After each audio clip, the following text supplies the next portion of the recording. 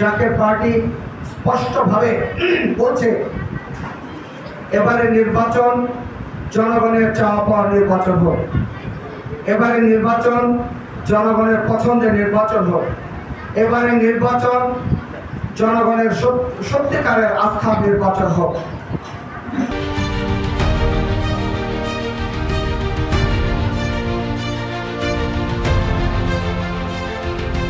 প্রচলিত আইন, নির্বাচনী আইন তা যতটা কঠোর কিন্তু তার প্রয়োগ ততটা কঠোর নয়।